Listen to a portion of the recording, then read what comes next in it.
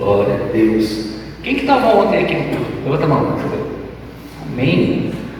Gente, vamos dar continuidade. Quem não veio não perdeu. Talvez deixou de receber. Glória a Deus. Mas só dando uma pequena introdução daquilo que nós falamos ontem.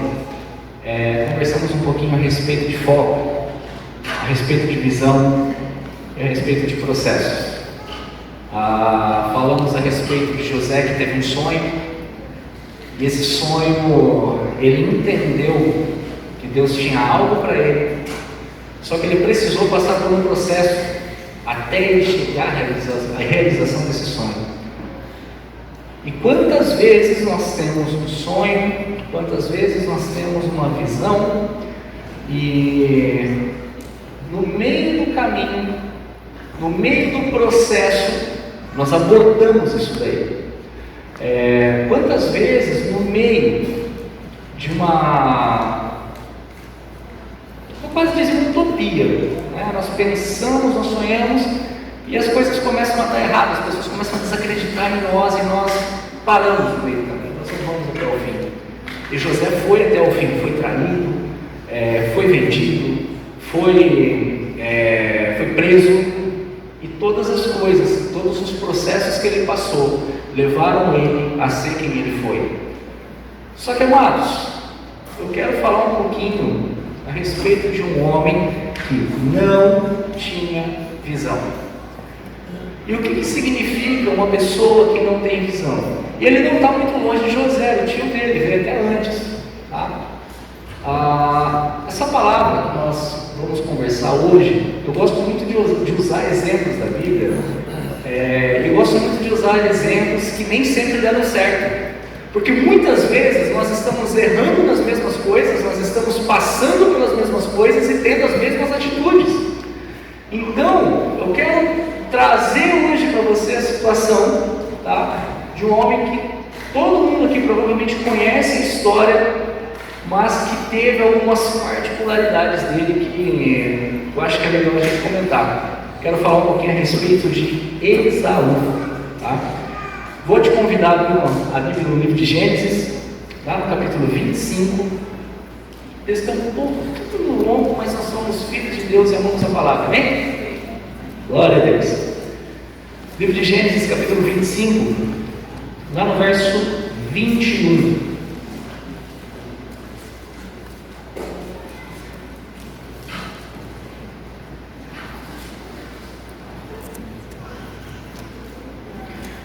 Quem achou diz amém? Quem não achou, acompanha no telão. E vamos lá. Gênesis capítulo 25, verso 21.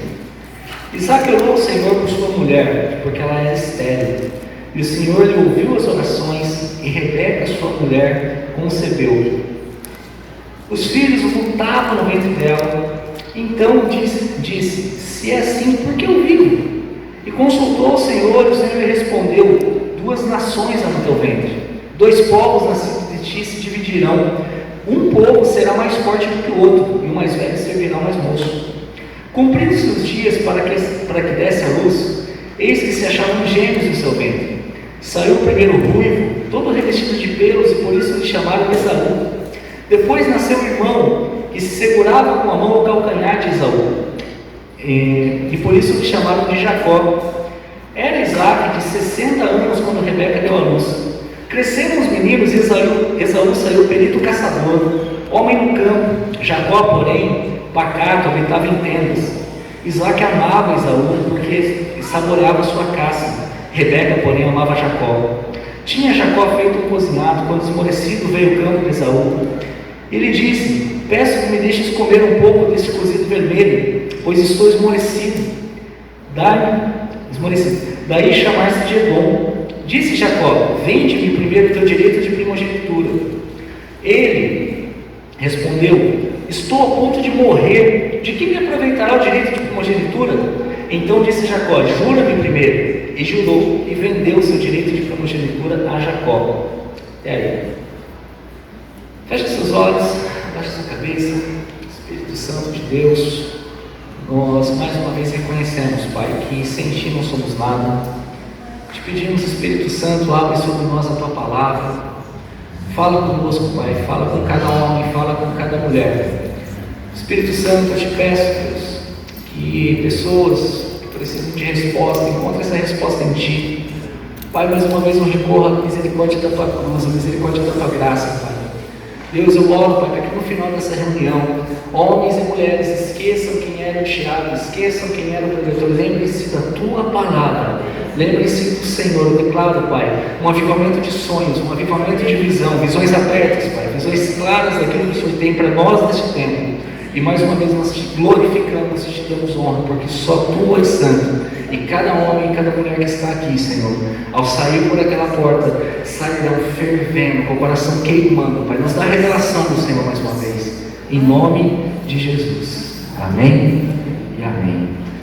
Glória a Deus. Amados, muitos de vocês conhecem, né, a história de Esaú. Esaú tinha tudo para ter um futuro brilhante. Olha de quem ele era filho, olha de quem ele era neto.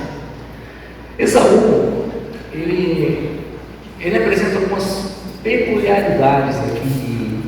Talvez eu e você possamos passar em alguns momentos da nossa vida e nós vamos nos esquecer de quem nós somos e nos esquecer da promessa de Deus sobre nossas vidas. Mas, mais uma vez eu friso, lá em Apocalipse, se não me foge a memória, capítulo 1, verso 6, o Senhor nos chama para sermos reis e sacerdotes, e qualquer coisa que seja menos do que isso, pode ter certeza, é mentira do diabo. Nós somos filhos eleitos de Deus, nós somos filhos de adoção no meio daquela cruz. Então, se nós não tivermos a nossa identidade firmada em Deus, fixada em Deus, daquilo que nós nascemos para ser, pode ter certeza que nós podemos andar erroneamente.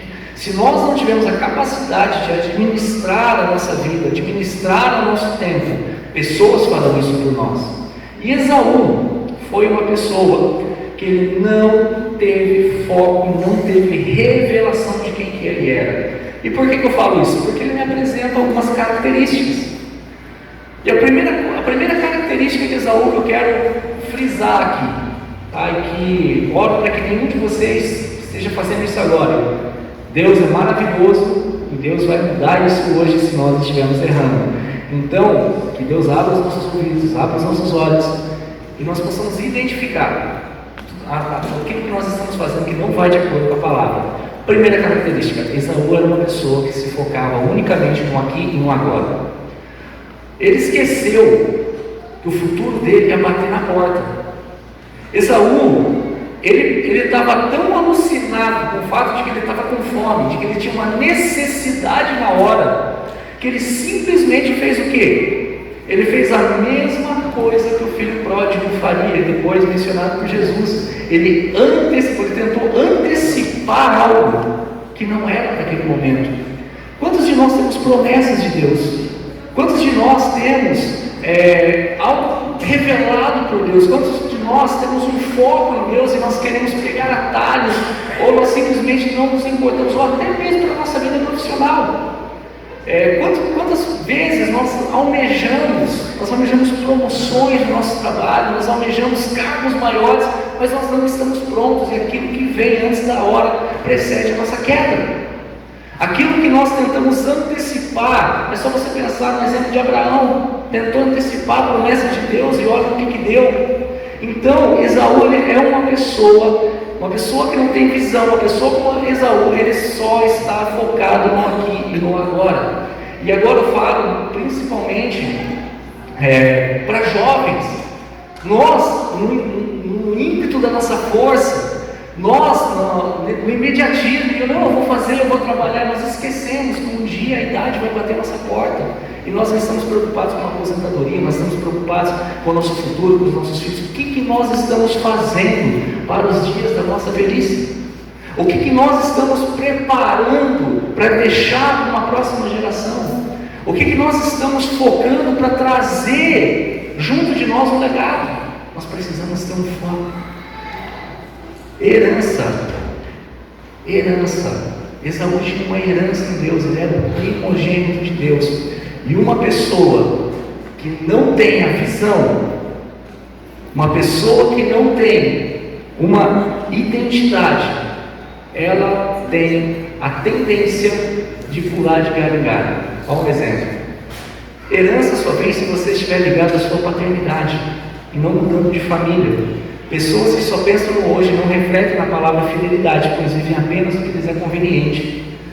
Amados, você quer ver um lugar gostoso para você ser moldado por Deus, para você ser tratado por Deus? Esse é o lugar onde você está agora, esse lugar é na igreja. Amados, o que nós estamos fazendo aqui? Primeiro, nós estamos cultuando a Deus, nós estamos honrando ao Senhor, mas nós estamos sendo aperfeiçoados por Deus. A igreja, ela está aqui para honrar a Deus, para servir pessoas. O problema é que nós estamos tão acostumados a ouvir só aquilo que a gente quer, a ouvir só aquilo, a oferta está tão grande que eu não crio raízes. E uma pessoa que não tem visão não cria raízes em lugar nenhum. É conveniente. Um exemplo, vou pegar um exemplo, e não estou falando de nenhuma. O pastor Mário não me contou nada, ele está isento disso. Mas, amados, quantas pessoas que ao errar na vida, recebem uma correção de amor e não aceitam aquilo? Ah, não, mas o pastor ele foi muito bravo comigo, o pastor ele foi muito grosso comigo. Eu vou aqui do outro lado da rua porque aqui o pessoal vai me amar. Chega ali, acontece a mesma coisa. Ah, não, mas foram muito grossos comigo. Ah, porque não entenderam do meu lado, então eu vou para o outro lado, e fica pulando de lugar em lugar. Amados, nós temos uma herança em Deus e nós precisamos fixar raízes. Nós temos que ter raízes. Trabalho é a mesma coisa. Quantas pessoas que começam a trabalhar, passa 3 meses, passa 4 meses, ah, não, isso aqui não é para mim. As pessoas não me valorizam, as pessoas não me honram, eu mereço mais, eu vou para outro lugar. Foi para outro lugar, aconteceu a mesma coisa. Nós precisamos entender que nós temos que ter raízes. Amém? Glória a Deus. Talvez não seja tão confortável ouvir isso, mas vamos que vamos. Eu só venho uma vez por ano, então você me perdoa. Segundo ponto, a visão de Esaú o levou a abrir mão da herança para obter algo de imediato. A bênção da primogenitura de Esaú poderia ter mudado toda a sua história, mas ele preferiu algo para satisfazê-lo momentaneamente. O que isso significa? Isso significa a nossa impaciência. Isso significa a nossa ansiedade. Isso significa a nossa tendência a pular etapas. E ontem eu frisei tanto isso sobre etapas, sobre processos. Olha um exemplo triste de pessoas que tentam antecipar algo que é para ser lindo, maravilhoso, e no final dá tudo errado. Casais de namorados que vão para a cama antes do casamento. Algo que é para ser sagrado, algo que é para ser feito debaixo de uma aliança de bênção. As pessoas antecipam isso, única e exclusivamente pensando na satisfação momentânea, pensando no aqui, pensando no agora. O importante é ser feliz, meu irmão. O sangue de Jesus tem misericórdia. O importante é nós termos uma revelação clara de quem Deus é na nossa vida, de quem nós somos em Deus. Isso é importante, nós temos entendimento do que Deus tem para nós. Eu sei que o meu Redentor vive, eu sei que Deus vai me colocar em muitos lugares, eu não vou pular etapas. Não antecipe herança, porque você pode não estar preparado e a consequência pode ser pesada. Amém? Herança é obtida através da paciência, herança é obtida através da perseverança. Se você pegar os tempos bíblicos, uma criança, quando ela estava para receber uma herança, e ela não tinha capacidade de receber, ela era colocada sob um tutor, e esse tutor iria instruí-la, iria cuidar dela até que ela atingisse a maioridade. Para quê? Porque herança antes da hora pode se tornar maldição. Vamos para frente. E essa é tenso. Essa eu vou sair um pouquinho de Esaú, mas você vai entender o porquê. Esaú achou que o amor do seu pai o isentaria de qualquer decisão equivocada. Por mais que Deus nos ame, Ele não nos isentará das nossas decisões erradas. Nosso talento pode até abrir portas, mas as nossas decisões erradas podem fechá-las. Esaú era amado de Jacó. Esaú era alguém que Jacó amava, Jacó se deliciava com suas caças. Mas o fato dele ter errado e o fato de Jacó o amar, uma coisa não quis dizer com a outra. E enquanto eu estava escrevendo, meditando, eu quero ser bem breve, tá? Mas enquanto eu estava escrevendo, eu me lembrei de Davi. Davi, quando ele adulterou, quando ele pecou, o Senhor ia tomar aquela criança não ia nascer. E o que Davi faz? Ele entra em jejum, ele ora com o rosto plantado na terra, e mesmo assim a consequência do pecado dele ainda veio. Por quê? Será que talvez, se ele tivesse jejuado antes de cometer o pecado, será que ele teria pecado? Talvez não. Talvez o jejum levou ele de volta para o centro do coração de Deus.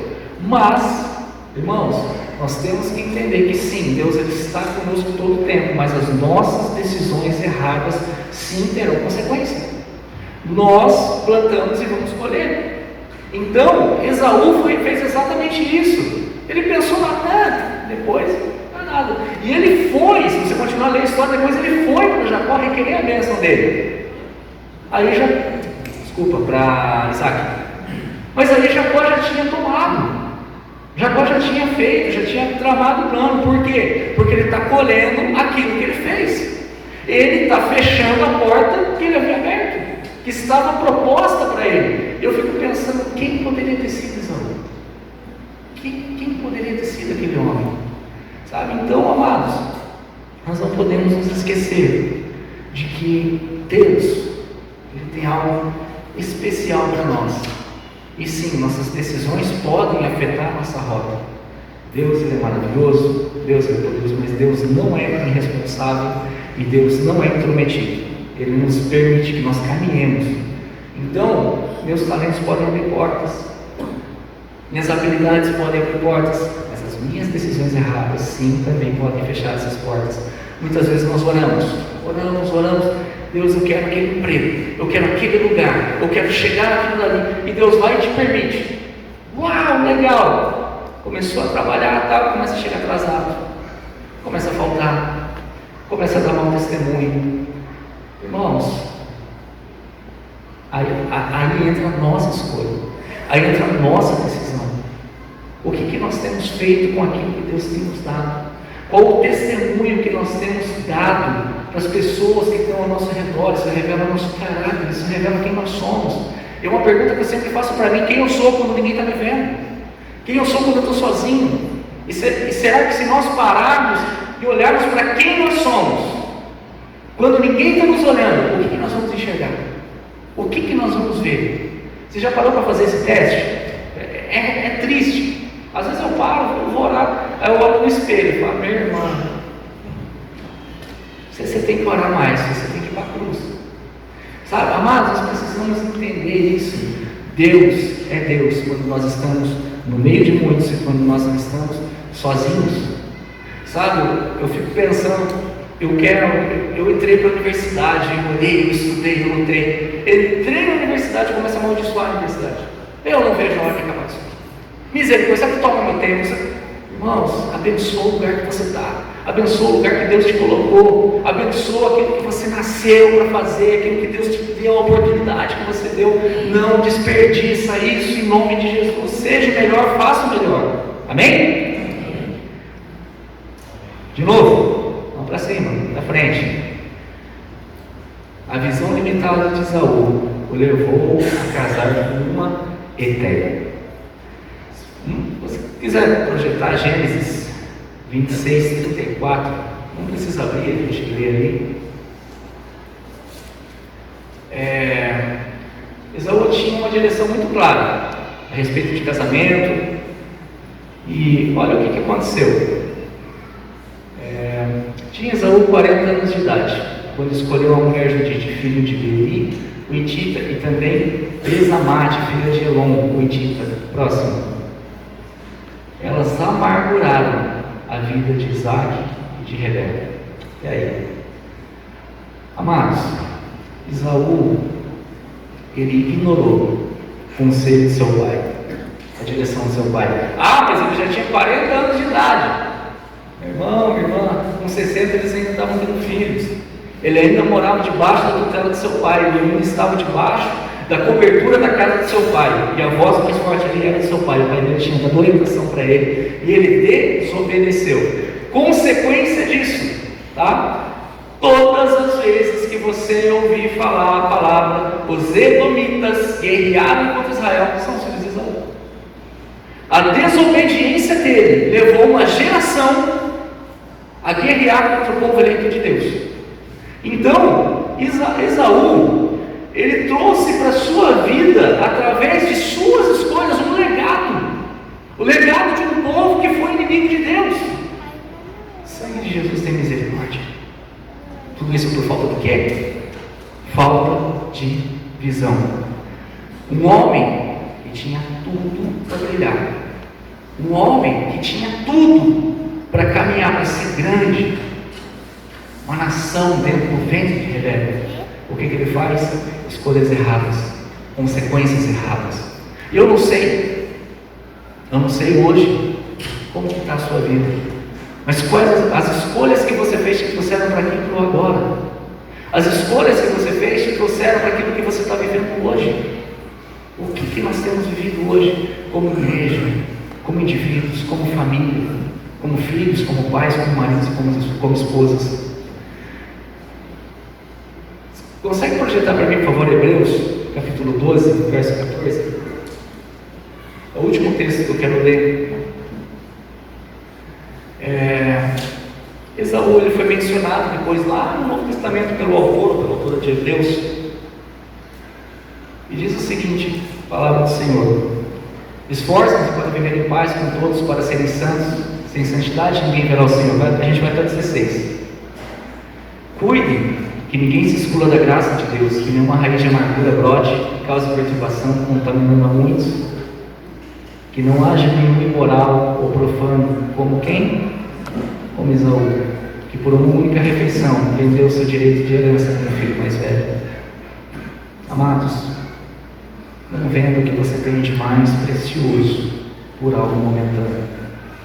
Não negocie valores, não negocie princípios, não negocie aquilo que você tem por verdade. E o que é a verdade? A palavra de Deus. Não negocie. Sabe, nós temos visto escândalos de pessoas que têm chamado, que têm influência, mas que têm se vendido por dinheiro, que têm vendido a sua influência. Por quê? Por dinheiro, por contatos. Não negligencie aquilo que Deus colocou nas suas mãos. Não seja por alguns minutos de prazer. Não troque sua família por alguns minutos de prazer. Não troque a educação dos seus filhos. Não troque sua família, não troque sua casa. Sabe o que nós temos visto hoje? São famílias despedaçadas, são lares despedaçados, divórcios dentro de casa por conta de adultério, de pessoas que não conseguiram lidar com seus problemas, não conseguiram lidar com suas coisas, crianças crescendo sem a presença do pai, sem a presença da mãe. Olha o legado que nós temos trazido para dentro da nossa casa.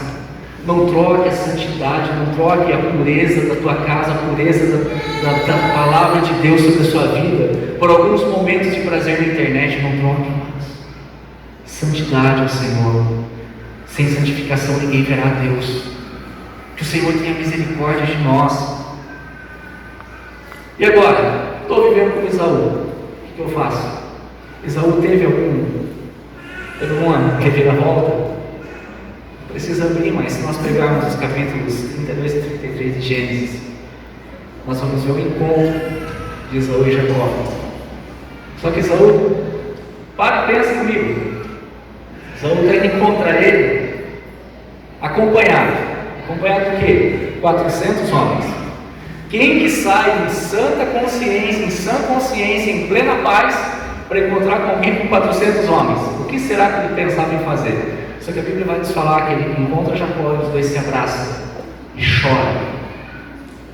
Ali acontece uma reviravolta na história deles. Eles reatam seu relacionamento, se perdoam, talvez ali uma maturidade tenha alcançado ali com Saul. Talvez ele, após tudo que ele viveu, tudo que ele viu, talvez ele entendeu no final da sua história o que ele poderia ter sido, o que ele poderia ter alcançado. E amados, nós temos o privilégio de termos acesso à palavra de Deus, de termos acesso a histórias como essa, de pessoas que tiveram escolhas que não foram certas, mas nós podemos fazer diferente. Então, para parecer que está acabando, eu vou pedir que você fique de pé. E eu vou te pedir, nesse momento, você leve seu coração a Deus. Porque nesse momento você peça para o Senhor mostrar aí no telão para você aquilo que Ele tem para você e quais as escolhas que você tem tomado. De que forma que nós temos vivido? Não estou aqui para te acusar, não estou aqui para te estender o dedo, estou aqui para te estender a mão. Sabe, talvez pequenas coisas, pequenas decisões, elas têm refletido uma cascata de problemas. Talvez por alguns minutos de prazer você tem trocado a pureza da sua casa, você tem aberto portas espirituais dentro da sua casa, e isso tem refletido na vida dos seus filhos, seus cônjuges, seus pais. Santidade nunca foi uma opção, ela sempre foi uma obrigação para nós. Nós temos a obrigação de ter a revelação da glória de Deus, de quem Deus é. Ele morreu numa cruz para que nós tenhamos acesso a isso. Teve muito sangue derramado para que nós tivéssemos acesso à palavra de Deus, da forma que nós temos. Sabe, Deus ele tem coisas lindas para essa igreja, para essa cidade, para essa nação. Deus tem coisas lindas para a sua vida. Amados, naquele tempo, o primogênito ele tinha uma série de bênçãos que o outro filho não teria. Nós temos todas as bênçãos do mundo colocadas diante de nós por conta do sacrifício na cruz de Jesus Cristo. E o que nós temos feito com essa herança que nós recebemos? Nós vamos morar no céu. Nós estaremos diante do próprio Deus. Nós veremos aquele trono de glória. Mas até lá, como que nós temos caminhado? O que nós temos feito? Quais as nossas decisões? E todos de olhos fechados, em nome de Jesus, nós vamos orar agora. Eu gostaria de orar por aqueles que se identificaram, dizendo: poxa, realmente eu sei que Deus tem um propósito para mim, Deus tem um sonho para mim, eu tenho uma visão do que Deus tem para mim, mas as minhas decisões têm sido erradas. Eu preciso pedir perdão para Deus, eu preciso voltar para o prumo de volta, eu preciso voltar de volta para o cerne daquilo que Deus tem para mim. Eu tenho tentado pegar atalhos, eu tenho negligenciado, eu tenho fugido, eu tenho feito qualquer coisa, mas eu não estou caminhando para aquilo que Deus tem para mim. Mas eu quero voltar para a rota, eu quero voltar para o rumo, porque eu sei que o meu Redentor vive, Ele morreu numa cruz por mim, e eu sei que eu sou filho de Deus e que eu tenho uma herança de Deus. Eu gostaria de orar com você. Não vou fazer um apelo, a não ser que você tenha uma direção muito clara, mas eu não vou. Mas eu gostaria de mexer com você, eu gostaria que você levantasse sua mão. Para você que entendeu, Deus, eu tenho feito escolhas erradas, eu preciso mudar minha rota. Eu preciso da tua misericórdia, eu preciso que o Senhor me alcance, eu preciso voltar para o cerne daquilo que o Senhor tem para mim. Levanta sua mão. Levanta sua mão nesse momento. E nós vamos orar como igreja. Nós vamos orar como família. Nós vamos nos ajudar. Nós vamos caminhar para aquilo que Deus tem para nós. Espírito Santo de Deus, eu vejo, Pai, pessoas com as mãos levantadas, que talvez em algum momento de suas vidas negligenciou, tentou pegar atalho, achou até mesmo que o Senhor errou com elas. O Senhor deu um sonho muito grande para elas, duvidaram de si próprias. Espírito Santo de Deus, alinha, Pai, alinha nossos caminhos, nos dá uma revelação ainda mais clara de quem o Senhor é. Espírito Santo de Deus, nós te pedimos perdão por termos pecado contra o Senhor. Todas as vezes que nós escolhemos, nós trocamos, Pai, nós trocamos o eterno pelo imediato, nós negligenciamos a herança que o Senhor tem para nós. Nós te pedimos perdão, nos traz de volta ao centro da tua vontade, ao centro do teu querer. Nós reconhecemos que tu és Deus sobre nossas vidas, nós reconhecemos quem o Senhor é sobre nós. Não nos deixa, Pai, não nos deixas cair em tentação, livra-nos do mal, não nos deixes cair em tentação, Pai. Deus, eu oro que o Senhor esteja fortalecendo cada um dos meus irmãos nesse momento, Pai, aqueles que têm tido uma visão clara e têm caminhado, Deus, para que eles não vacilem nem para a direita nem para a esquerda, que o Senhor dê ordem aos seus anjos ao redor deles. Espírito Santo de Deus, grava a sua palavra no nosso coração, e nos leva a viver aquilo que o Senhor tem para nós, e que tenhamos a maturidade de, no tempo certo, recebermos a tua herança, glorificarmos o teu nome, porque teu é o reino, teu é o poder e tua é a glória para sempre, em nome de Jesus, amém?